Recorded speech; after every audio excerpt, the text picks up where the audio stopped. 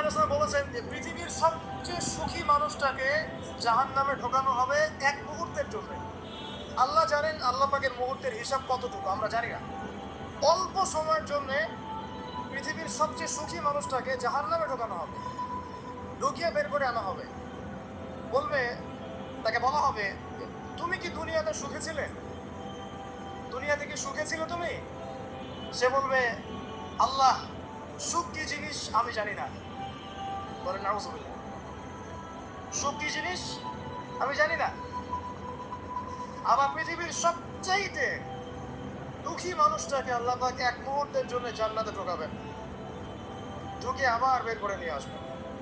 নিয়ে এসে বলবেন, দুনিয়াতে কি কষ্টে ছিলে? সে ব্যক্তি বলবে, আল্লাহ কষ্ট কি জিনিস আমি তো জানি না।